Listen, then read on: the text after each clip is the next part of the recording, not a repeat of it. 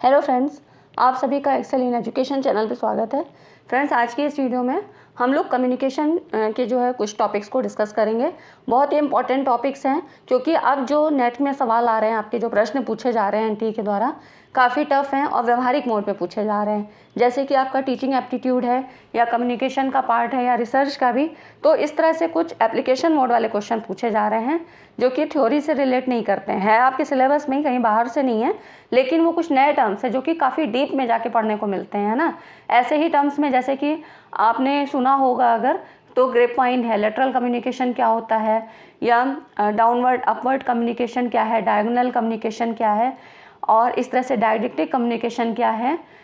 और अगर कम्युनिकेशन में ही हम बात करें तो कम्युनिकेशन में इंटरनेट की या व्हाट्सएप की या गूगल मीट हम कैसे कम्युनिकेशन करते हैं, इन सब जो भी प्लेटफॉर्म है, इन पे हम कम्युनिकेशन का किस तरह से प्रभाविता को देखते हैं। और एथनोसेंट्रिज्म, ठीक है, इस तरह के कुछ नए टर्म्स, जैसे कि एथनोसेंट्रिज्म ये किस तरह से प्रभावी होता है कम्युनिकेशन की फील्ड में। तो एथनोसेंट्रिज्म आपने कहाँ पढ़ा है? रिसर्च में पढ़ा है ना। लेकिन अब यहाँ पर भी उसको रिलेट करके क्वेश्चन आ रहे हैं, ठीक है। तो अब हम ये नहीं कह सकते हैं कि कम्युनिकेशन में बहुत पुराने मॉडल के ही क्वेश्चन आ रहे हैं।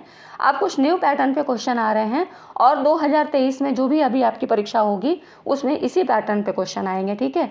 तो आज की इस वीडियो को पूरा देखिए, काफ़ी सारे कॉन्सेप्ट्स आपके, कई नए टर्म्स आपको पता लग जाएंगे, ठीक है। तो ये वीडियो आपके लिए हेल्पफुल होगी। चैनल को अभी तक आपने सब्सक्राइब नहीं किया तो सब्सक्राइब कर लें, क्योंकि ऐसे ही ऑथेंटिक और इन्फॉर्मेटिव वीडियोस आपको यहाँ से मिलती रहेंगी, ठीक है। टेलीग्राम चैनल को भी ज्वाइन कर लें ताकि यहाँ वहाँ पे आपको पीडीएफ के फॉर्म में चीज़ें मिल जाती हैं, ठीक है। आइए हम लोग देखते हैं क्वेश्चन। आज के कम से कम 25 क्वेश्चन हैं, तो वो चीज़ आपके यहाँ से कवर हो जाएंगे। किस तरह से क्वेश्चन पूछे जा रहे हैं देखिए। ये आपका 2021 में पूछा गया था question, the internet based communication for learning. तो इंटरनेट बेस्ड कम्युनिकेशन क्या होता है? अब देखिए, यहाँ पर जो इंटरनेट बेस्ड कम्युनिकेशन होता है, यहाँ पर इंटरनेट पे जानकारी प्राप्त की जाती है।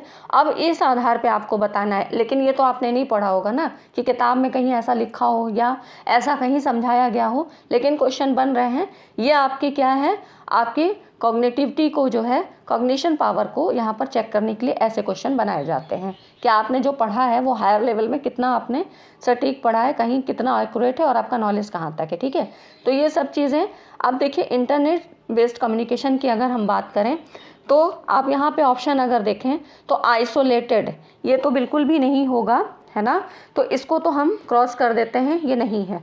अब ये ऑप्शन जहाँ पर भी है इसको आप एलिमिनेट कर दीजिए, ठीक है। आपका ये ऑप्शन हो गया डी, और ए ऑप्शन भी एलिमिनेट हो गया, ठीक है। अगली बार हम आते हैं इंटरडिपेंडेंट।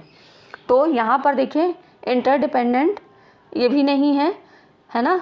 तो यहाँ पर क्या होगा, बी ऑप्शन भी आपको एलिमिनेट करना है। अब जो बी ऑप्शन है वो किस में है, तो ये इसमें हो रहा है, तो इसको भी आपने एलिमिनेट कर दिया, ठीक है। तो अब आपका क्या बचता है, इंटरैक्टिव होता है, ऑटोमेटिक है और वाइड रेंजिंग। सही ऑप्शन है, सारे ही सही हैं, ठीक है। तो इस तरह से ये सी, डी और ई। तो इंटरनेट बेस्ड कम्युनिकेशन क्या होगा, इंटरैक्टिव होता है, बिल्कुल है, ऑटोमेटिक है और वाइड रेंजिंग है, ठीक है। एक साथ काफ़ी चीज़ों को आप कर सकते हैं। तो ये आपका राइट ऑप्शन हो गया, ठीक है। इस तरह से सवाल पूछे जा रहे हैं। अब chatting on WhatsApp is an example of. Chatting क्या होती है? आपका जो एक न्यू टर्म्स, मतलब जो एक बहुत इंपॉर्टेंट टर्म्स है, न्यू तो नहीं कहेंगे, सिंक्रोनस और एसिंक्रोनस कम्युनिकेशन, ये भी काफ़ी पूछा जाता है, ठीक है। अब इसको किसी भी तरह से पूछ सकता है। तो यहाँ पर देखिए, व्हाट्सएप पे चैटिंग करना किसका एग्जाम्पल है? तो ये होता है आपका सिंक्रोनस कम्युनिकेशन। सिंक्रोनस एसिंक्रोनस मैंने आपको कई बार बताया है। तो यहाँ पर ये हो जाता है आपका सिंक्रोनस कम्युनिकेशन, क्योंकि यहाँ पे रियल टाइम कम्युनिकेशन होता है, ठीक है। तो ये हो गया आपका व्हाट्सएप पे। देख रहे हैं, इस तरह से व्यवहारिक मोड पे क्वेश्चन पूछे जा रहे हैं। अब यहाँ पर देखिए, गूगल मीट पे पूछा है। गूगल मीट पर आयोजित कक्षा जिसमें विद्यार्थी और शिक्षक चर्चा में लगे हैं, निम्नलिखित में से किसका उदाहरण है? आपने देखा होगा, जब अभी कोरोना का समय चल रहा था तो उस समय क्या था, ऑनलाइन क्लासेस चलती थी, तो गूगल मीट का काफ़ी यूज़ हो रहा था, है ना। जितनी भी ऑनलाइन क्लासेस हो रही थी वो सारी गूगल मीट पे होती थी बच्चों की, है ना। तो गूगल मीट पे जो भी प्रोग्राम, मतलब जो भी क्लासेस हो रही हैं, यहाँ पे कंडक्ट कराई जा रही हैं, तो वो किसका उदाहरण है? तो ये ग्रुप कम्युनिकेशन का होगा, ठीक है। तो यहाँ हो गया, क्योंकि देखिए इंट्रापर्सनल भी नहीं है, मैंने आपको बताया इंट्रापर्सनल जो है स्वयं का होता है, सेल्फ, मतलब जब आप खुद से बात करते हैं कि ओह मेरा ये काम हो जाता, खुद से ही बात कह रहे हैं, है ना। और मास कम्युनिकेशन एक बहुत बड़े दायरे में जब होता है। और डाउनवर्ड और अपवर्ड क्या होता है, डाउनवर्ड नीचे को होगा, अपवर्ड ऊपर की तरफ होता है, ठीक है। इसका भी हम जिक्र आगे करेंगे। उसके बाद ग्रुप कम्युनिकेशन यहाँ पर है, क्योंकि बच्चों का एक ग्रुप है, एक क्लासरूम कम्युनिकेशन है और वहाँ पर टीचर क्या है, इंस्ट्रक्शन दे रहा है, तो ये ग्रुप कम्युनिकेशन है, ठीक है। इस तरह से काफ़ी जो है क्वेश्चंस आपके आ रहे हैं। यहाँ पर देखिए दूसरा है डायगोनल कम्युनिकेशन क्या होता है। डायगोनल कम्युनिकेशन या विकर्णी संप्रेषण, तो अब ये क्या होता है, इसी को क्रॉस वर्ड कम्युनिकेशन भी कहते हैं। डायगोनल मतलब आप समझ रहे हैं, जैसे एक ये कुछ भी है, स्क्वायर है, और यहाँ पर ये इसके डायगोनल होते हैं ना, तो इस तरह से ये क्या हो गया, विकर्ण होते हैं। तो डायगोनल ये हो गया आपका, तो ये क्या हो गया, क्रॉस वर्ड कम्युनिकेशन भी इसको कहते हैं। इसका अगर दूसरा नाम कभी पूछ लिया जाए तो क्रॉस, CROSS, ठीक है, क्रॉस वर्ड WORD। तो इस तरह से ये क्रॉस वर्ड कम्युनिकेशन होता है। और ये एक प्रकार का क्या है, व्यावसायिक संचार है, जहाँ सूचना का आदान प्रदान व्यक्तियों या टीमों के बीच में होता है।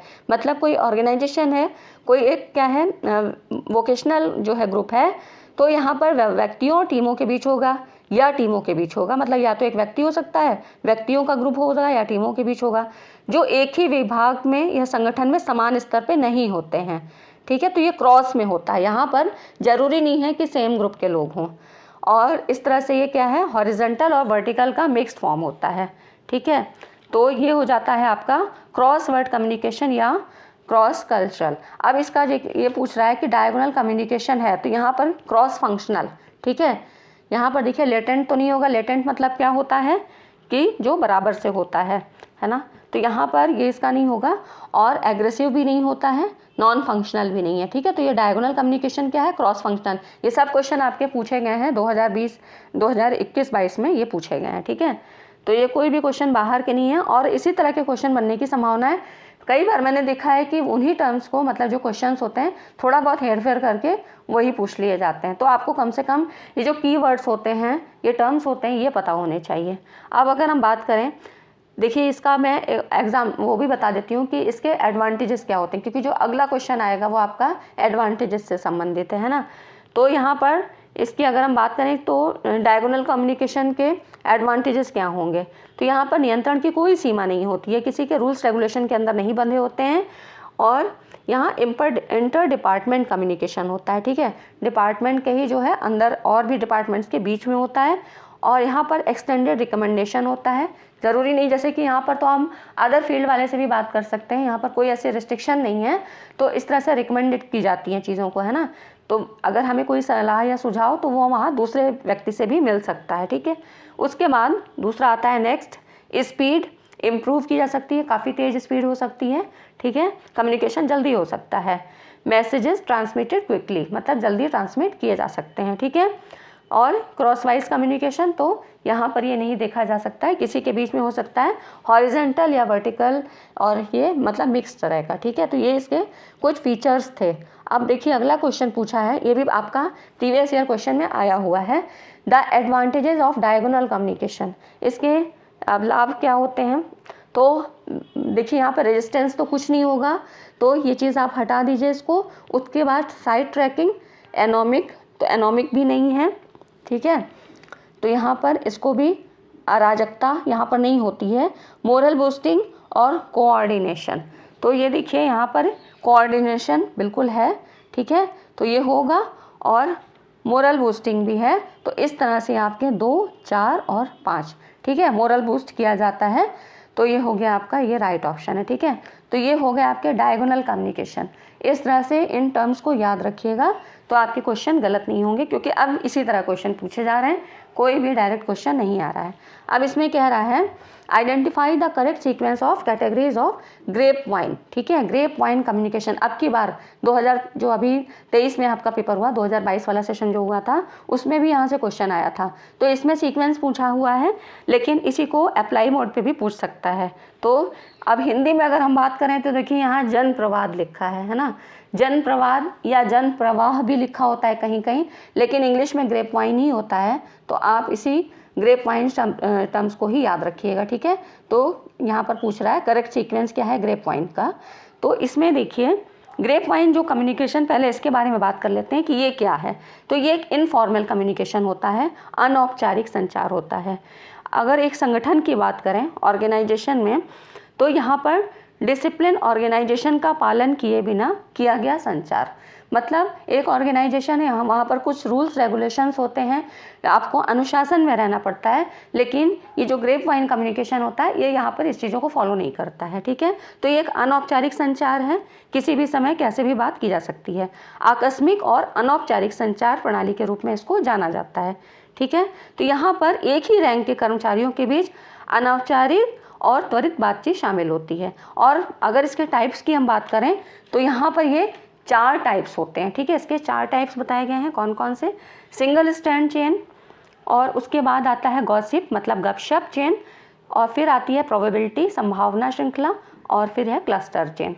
अब एक एक करके हम पहले समझ लेते हैं, क्योंकि इन सबको आपको सीक्वेंस में लगाना है ना, तो आपको पता नहीं होगा तो फिर कैसे करेंगे। सिंगल स्टैंड चेन पहले नंबर पे होती है, सूचनाओं को जल्दी और कुशलता से साझा करने का तरीका होता है, ठीक है। तो ये सिंगल स्टैंड चेन है, यहाँ पर बहुत ज़्यादा नहीं होगा, सिंगल एक ही क्रम में जो बने होंगे चेन के अंतर्गत आएंगे वो लोग होंगे, ठीक है। गॉसिप की बात करें, गपशप, तो एक व्यक्ति सेंटर होता है। जैसे गपशप सभी को पता है कि किसी एक व्यक्ति या एक ही व्यक्ति कई बातों को वहाँ पर उजागर करता है और उसी के द्वारा चीज़ें फैलाई जाती हैं, मतलब जो भी होता है मैसेज कन्वे किया जाता है। तो यहाँ पर एक ही व्यक्ति सेंटर पे होता है जो दूसरों के साथ जानकारी खोजता और साझा करता है, ठीक है। तो ये गॉसिप हो गया कि चीज़ों को बताया जाए, उसका प्रचार किया जाए, है ना। फिर आता है प्रोबेबिलिटी। प्रोबेबिलिटी चेनिंग में क्या होता है, यहाँ बेतरतीब ढंग से जानकारी साझा करना, प्रोबेबिलिटी, ठीक है। उसके बाद आती है आपकी क्लस्टर चेनिंग। क्लस्टर आपने वहाँ पर भी पढ़ा है रिसर्च में, है ना। तो यहाँ पर देखिए क्लस्टर में क्या होता है, जैसे एक ए व्यक्ति है और इसने अपने जो है 2 लोगों को बताया कोई चीज़, कोई भी मैसेज कन्वे किया, बी और सी। अब बी और सी क्या करेंगे, आगे और फिर 2-3 लोगों को बताएंगे, इस तरह से ये सी भी। तो ये हो गया आपका क्लस्टर, ठीक है। मतलब एक व्यक्ति से 2 लोगों तक पहुंची, फिर 2 से और 4 लोग थे, 4 से 6, इस तरह से। तो ये क्लस्टर चेन हो गया। अब हम इसके सही क्रम को पहचानते हैं। अब आप लोग कर लेंगे इसको, करेक्ट सीक्वेंस क्या होगा। तो सिंगल स्टैंड चेन पहले नंबर पे हो गई, फिर आपकी आ गई गॉसिप, है ना, दूसरे नंबर पे ये हो गई, और फिर आपका हो गया ये आपका प्रोबेबिलिटी हो गया, और उसके बाद फिर आता है क्लस्टर चेन, ठीक है। तो ये आपका ये इस तरह से हो जाएगा, अब कोई दिक्कत नहीं होगी, है ना इसमें। तो ये हो गया डी सी और बी ए, ठीक है। तो ये हो गया आपका इस तरह से, ये इसका क्रम हो गया, ठीक है। इसी तरह से ग्रेप वाइन के क्वेश्चन और भी पूछे जाते हैं। तो मैंने आपको एक पूरा इसका कॉन्सेप्ट समझाने के लिए इस तरह का क्वेश्चन लिया। इस तरह से और भी क्वेश्चन पूछे गए हैं, कई बार आ चुके हैं, तो वो हम लोग अगली स्लाइड में ले लेंगे, क्योंकि एक ही में तो सारे मुश्किल हैं। यहाँ पे मैंने सारे टॉपिक्स को समझाने की कोशिश की है, जो भी टर्म्स आपके जो भी कॉन्सेप्ट आ रहे हैं उनको लेने की कोशिश की है, ठीक है। इसलिए एक 2 क्वेश्चन हैं। यहाँ पर देखिए, एक कम्युनिकेशन सिनेरियो, एक ऐसा संप्रेषण परिदृश्य निम्नलिखित में से किसका उदाहरण है जिसमें 2 अध्यापक 2 टीचर्स हैं और वो डिबेट कर रहे हैं, 21वीं सदी हेतु पाठ्यचर्या के संबंध में बहस कर रहे हैं, ठीक है। अब ये देखिए एग्जाम्पल की तरह से पूछ लिया है ना, एप्लीकेशन मोड पे पूछा है। तो यहाँ पर क्या होगा आपका, 2 टीचर हैं, 2 टीचर की बात कह रहा है ना। तो इसमें यहाँ पर ये क्या होगा, क्योंकि देखिए कौन कौन से ऑप्शन दे रखे हैं, diagonal communication, group communication, interpersonal या लेटरल कम्युनिकेशन।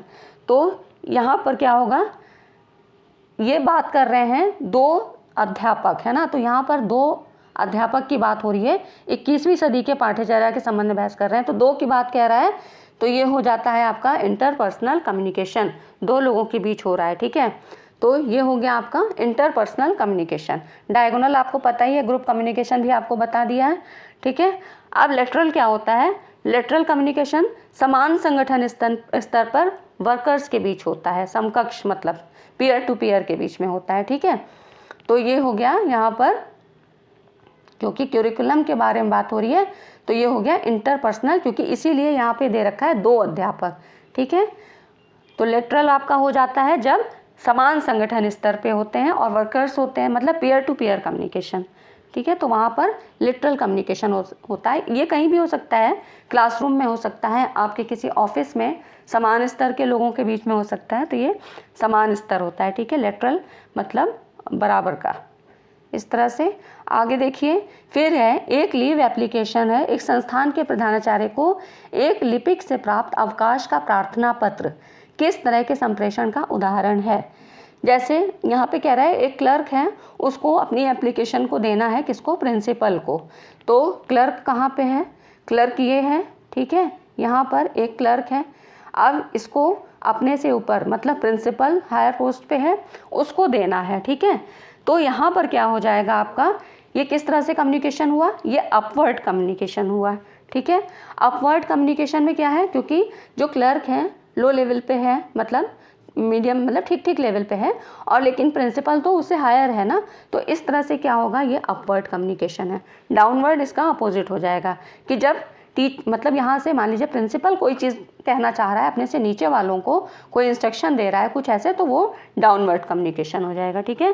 तो अब गलत नहीं होना चाहिए आपका, डाउनवर्ड में ऊपर से नीचे की तरफ को संचार होता है, ठीक है। तो ये हो गया आपका। नेक्स्ट देखिए, organisational communication is in nature. संगठनात्मक संचार प्रकृति का क्या होता है, क्या होता है संगठनात्मक, ऑर्गेनाइजेशनल कम्युनिकेशन। यहाँ पर देखिए एक संगठन के कामकाज के लिए अगर हम बात करें तो ऑर्गेनाइजेशनल कम्युनिकेशन ही ज़रूरी होता है। ऑर्गेनाइजेशन में ज़्यादा लोग होते हैं। अब यहाँ पर क्या होता है, काम होता है, एक ऑर्गेनाइज जो है यहाँ पर वातावरण होता है, कंस्ट्रक्टिव होता है, और एक सिस्टम होता है। तो इस तरह से यहाँ पर क्या होगा, ऑर्गेनाइजेशनल कम्युनिकेशन होगा। तो इस संचार की प्रकृति क्या होती है, अप्लाइड होती है, ठीक है। तो ये किस तरह की प्रकृति का होगा, अप्लाइड होगा, क्योंकि यहाँ पर सब मिलजुल के काम कर रहे हैं, एक कंस्ट्रक्शन है, ठीक है, और एक ऑर्गेनाइजेशन है, मतलब ऑर्गेनाइज फॉर्म में है। ऑब्स्ट्रक्टिव नहीं होगा, कॉन्ट्राडिक्टरी भी कोई विरोध नहीं है यहाँ पे, नॉन बिहेवियरल बिल्कुल नहीं हो सकता है, क्योंकि यहाँ पर अप्लाइड मतलब यहाँ पर काम किया जाता है, कंस्ट्रक्शन किया जा रहा है, कंस्ट्रक्टिव वर्क हो रहा है, ठीक है। तो इस तरह से ये हो गया आपका अप्लाइड, ठीक है। तो ये हो गया organisational communication.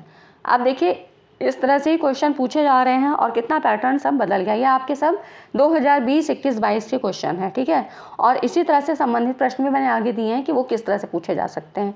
Types of communication, distance, continuum of ethnocentrism in sequence are.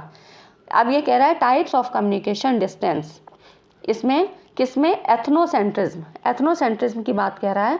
Ethnocentrism मतलब क्या होता है, एथनोसेंट्रिज्म मतलब होता है is the experience of seeing one's और मतलब ओन कल्चर, एथनो मतलब as superior to other culture. मतलब अगर हम बात करें तो जो अपने स्वयं के सांस्कृतिक विश्वास और रीति रिवाज हैं, इनको दूसरे की तुलना में श्रेष्ठ मानना, एंथ्रोसेंट्रिज्म, ठीक है।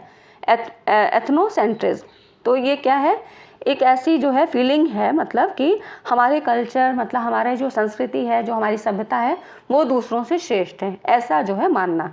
तो ये एक तरह से कंपोनेंट है क्या, क्रॉस कल्चरल कम्युनिकेशन का, ठीक है। तो क्रॉस कल्चरल कम्युनिकेशन में भी क्या है, विभिन्न संस्कृति के लोग एक दूसरे से जुड़ते हैं, और इसी तरह से उनमें भी कुछ सांस्कृतिक जो है बैरियर्स आ जाते हैं ना, क्योंकि सबके अपने अपने रीति रिवाज हैं। तो वही हो जाता है। एथनोसेंट्रिज्म में भी क्या है कि अपनी संस्कृति को ज़्यादा अच्छा है, या हमारे यहाँ की सभ्यता संस्कृति ज़्यादा अच्छी है, हमारे यहाँ की क्वालिटीज़ ज़्यादा अच्छी हैं, दूसरे की नहीं, ठीक है। अगर हम इसकी बात करें तो ये कह रहा है कम्युनिकेशन डिस्टेंस वो किस तरह से होगी, तो ये होगी आपकी इक्वालिटी के आधार पे, ठीक है। इसको आपको सीक्वेंस में लगाना है। तो पहली हो जाती है इक्वालिटी, फिर है सेंसिटिविटी, ठीक है। तो यहाँ पर पहला नंबर इक्वालिटी का हो जाता है, फिर सेंसिटिविटी होती है, फिर इनडिफरेंस हो जाता है, ठीक है।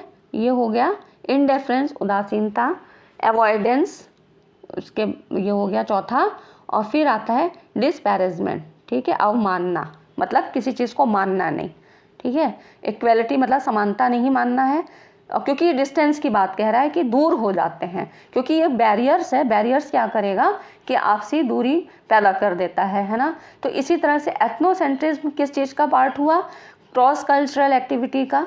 तो क्रॉस कल्चरल में क्या होता है, सांस्कृतिक जो विभिन्नताएं होती हैं उनके बीच जो दूरियां आ जाती हैं उन्हीं को यहाँ पर इस सवाल में कह रहा है। अब सोचिए कितना लंबा रिलेशन यहाँ पर इस सवाल में बना दिया कि एथनोसेंट्रिज्म कहाँ हम पढ़ते थे रिसर्च के प्रोसेस में, लेकिन अब ये कम्युनिकेशन से भी रिलेट करके क्वेश्चन पूछे जा रहे हैं। तो इस तरह से मैंने आपको पहले ही बताया कि कम्युनिकेशन हो, टीचिंग हो, या आपकी जो है नेटवर्किंग, मतलब जो इसका टेक्नोलॉजी वाला पार्ट है, तो वहाँ से ऐसे ही सब मिला जुला के ही क्वेश्चन बनते हैं, ठीक है, क्योंकि सब एप्लीकेशन मोड पे हैं क्वेश्चन। तो इस तरह से अब ये समझ में आ गया कि समानता नहीं होगी, सेंसिटिविटी भी नहीं होगी, मतलब होगी सेकंड नंबर पे होगी। सबसे पहले समानता ही खत्म हो जाती है, फिर अवमानना हो जाती है ना, इस तरह से उदासीनता। तो ये सारे क्रम आपने देख लिए, ठीक है। ये हो जाता है एथनोसेंट्रिज्म के बारे में। इसी तरह से यहाँ पर देखिए, when the receiver assigning a meaning to language symbol in communication, संप्रेषण में जब एक प्राप्तकर्ता एक भाषा प्रतीक के लिए अर्थ निर्दिष्ट करता है तो इसे क्या कहते हैं। एक भाषा प्रतीक के लिए बात कर रहा है, लैंग्वेज सिंबल, ठीक है। तो इसके बारे में जब हम बात करें तो इसका एक टर्म्स होता है, इसको कहा जाता है रिवर्स लेबलिंग, ठीक है। रिवर्स लेबलिंग एक मतलब कम्युनिकेशन स्किल है जो हमें हमारे साथ जो भी कोई कम्युनिकेशन कर रहा है, जो भी बातचीत कर रहा है, उसके शब्दों को, कार्यों को, व्यवहारों में मोबिलिटी, मतलब जो भी गतिशीलता है, जो भी हमको उसमें वो दिखाई देती है, हलचल दिखाई देती है, मतलब जो भी फीलिंग्स दिखाई देती है, सिचुएशन की मतलब हो बात, या उसकी फीलिंग्स की बात हो, या वो जो कहना चाह रहा है उसके अर्थों की बात हो, इन सब की टेम्परेरी पहचान करने की अनुमति देती है, ठीक है। तो लेबलिंग जैसे किसी चीज़ का जब लेबल लगा दिया जाता है तो उसकी एक पहचान हो जाती है ना, वही चीज़ है। तो इसमें कम्युनिकेशन के मामले में भाषा प्रतीक के लिए जो अर्थ बनाया जाता है उसको कहते हैं रिवर्स लेबलिंग, ठीक है। इसका निकनेम क्या है, रिवर्स लेबलिंग। ये हो गया। अब इसी तरह के सब क्वेश्चन 2022 में आपके ये पूछे गए हैं, 2021-22 में। अब देखिए अगला है, when a communicated message is based on reference to another it is called, जब कोई संप्रेषित संदेश किसी दूसरे के संदर्भ पर आधारित होता है तो इसे क्या कहेंगे, इसे कहते हैं मेटा मैसेज। मेटा का मतलब ही, जैसे अभी तक इसके पहले हमने क्या पढ़ा था मेटा से संबंधित, इसके पहले कल की वीडियो में हमने पढ़ा था मेटा कॉग्निशन, है ना, ज्ञान के बारे में, ज्ञान के अंदर ज्ञान, है ना, ज्ञान से संबंधित और ज्ञान। तो यही होता है मेटा मैसेज, एक मैसेज के अंदर दूसरा मैसेज, ठीक है। तो ये हो जाता है आपका मेटा मैसेज। जैसे इसको ऐसे समझिए कि आपने कोई मैसेज दिया, लेकिन आपके दिमाग में उस समय और क्या चल रहा है और उसने उस चीज़ को भी रीड कर लिया, तो यही हो गया, ठीक है। ये हो गया आपका मेटा मैसेज, ठीक है। आगे देखिए, नेक्स्ट है आपका, निम्नलिखित में से कौन संप्रेषित संदेशों की स्वीकृति में अवरोधक है। तो अवरोधक क्या होगा, संप्रेषित संदेशों की स्वीकृति में एक्सेप्टेंस की बात कह रहा है। जैसे यहाँ से सेंडर ने भेजा कोई चीज़ और वहाँ पे उस रिसीवर तक पहुँचा, अब उसने एक्सेप्ट किया, उस वहाँ से मतलब सेंडर से रिसीवर तक आने में उसके जो अवरोधक हैं वो क्या हैं, तो इसमें कौन कौन सी चीज़ें जिम्मेदार होंगी, है ना। इसकी अगर हम बात करें तो यहाँ पर देखिए, सकारात्मक अनुभूतियों वाली शरीर भाषा, बॉडी लैंग्वेज की बात कह रहा है, जो पॉजिटिव वे में होगी, तो ये तो नहीं होगा, ठीक है, क्योंकि यह अवरोधक का काम नहीं करेगा, तो ये इसका ऑप्शन नहीं है। एटीट्यूड ऑफ द लिसनर, श्रोता की अभिवृत्ति, ये हो सकता है अगर, क्योंकि एटीट्यूड अगर उसमें होगा तो वो चीज़ वो उसको जो है रिसीव दूसरी तरह से करेगा, ठीक है। वैल्यूज़ ऑफ द डिकोडर, ये भी सही है। और स्टेटस क्लैश, प्रतिष्ठा टकराव, और नॉलेज स्टिमुली, ज्ञान उद्दीपन, ये नहीं होगा, ठीक है।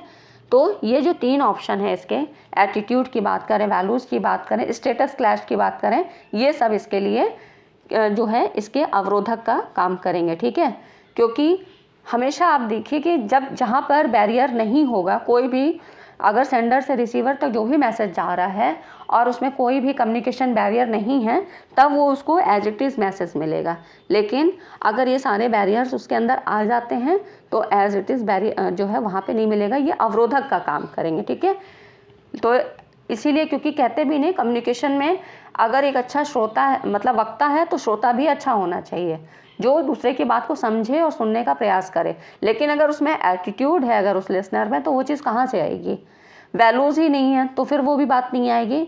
और अगर स्टेटस कि हम बहुत अच्छे हैं, हम बड़े हैं, हम तुमसे ऊंचे पद प्रतिष्ठा वाले हैं तो ये तो बिल्कुल भी नहीं होगा। तो कम्युनिकेशन वहाँ पर बैरियर बिल्कुल आएगा, ठीक है। ये सारी चीज़ें इससे संबंधित हैं। तो ये हो गया आपका ये राइट ऑप्शन, ठीक है। अब देखिए फ्रेंड्स, वीडियो पसंद आया हो तो लाइक ज़रूर करें, क्योंकि इतने सारे कॉन्सेप्ट आपके इस वीडियो से क्लियर हो जाएंगे। तो एक लाइक तो बनता ही है, आपको लाइक करना चाहिए और लाइक ज़रूर करें। आगे देखिए, एक टीचर को एक प्रभावी संप्रेषणकर्ता होने के लिए निम्नलिखित में से किस किस का सहारा लेना चाहिए।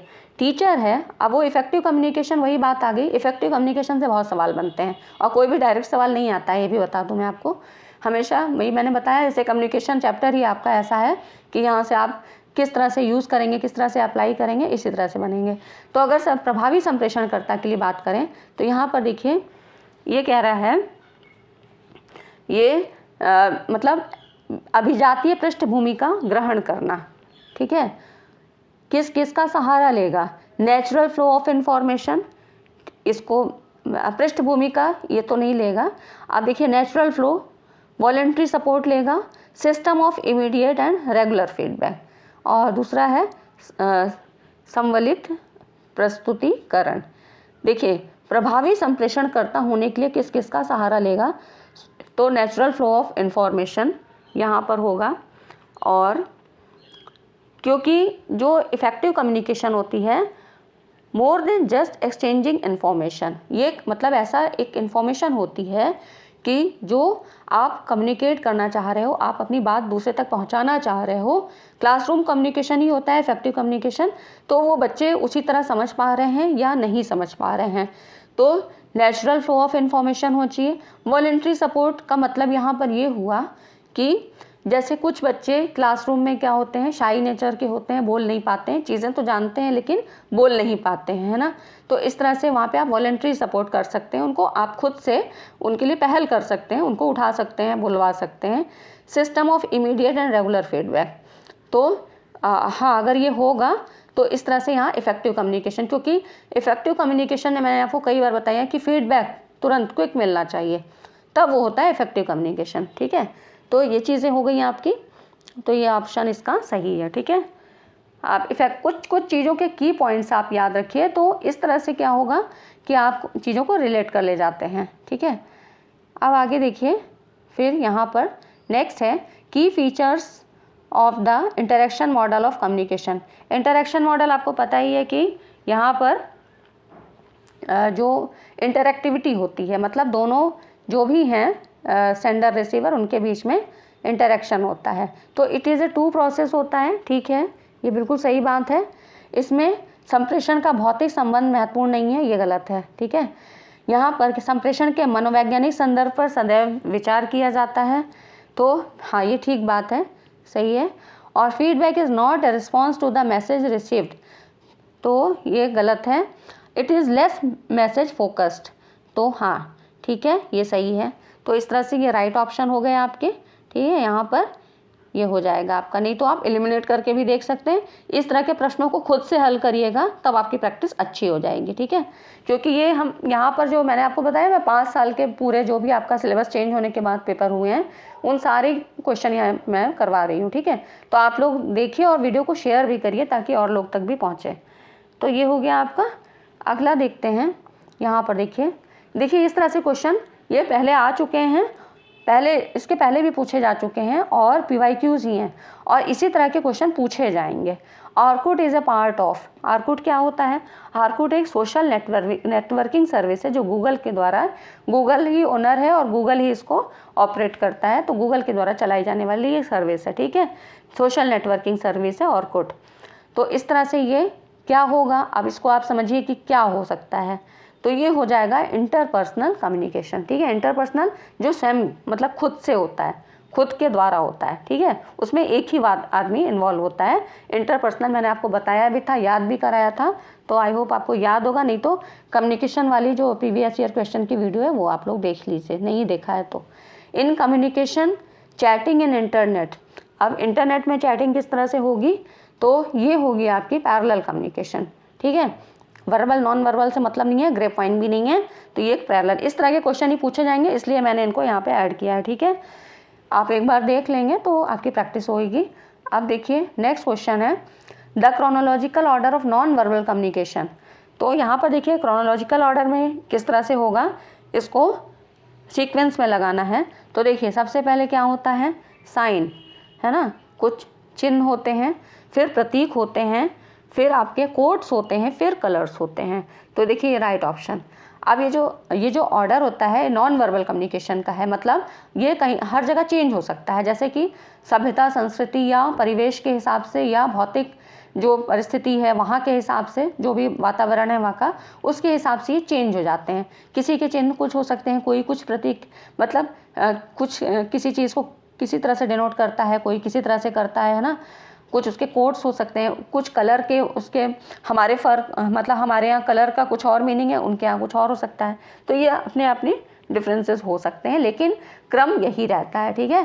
पहले चिन्ह होंगे, प्रतीक होंगे, फिर कोड्स हैं, फिर कलर्स हैं, ठीक है। देख रहे हैं कितने। अब देखिए ये आपका 2022 का क्वेश्चन है, ये पूछा गया था। अब उसी तरह संबंधित है रंग, जो कि संप्रेषण का एक साधन है, कि अर्थ होते हैं जो अधिकांश व्यक्ति के अपने किससे प्रकट होते हैं, यहाँ फिल इन द ब्लैंक है, ये भरना है। तो ये कल्चर से प्रकट होते हैं ना, संस्कृति से संबंधित होते हैं, ठीक है। तो ना तो एजुकेशनल बैकग्राउंड से, ना सोशल स्टेटस से मतलब है, ना चॉइसेस से है, ठीक है।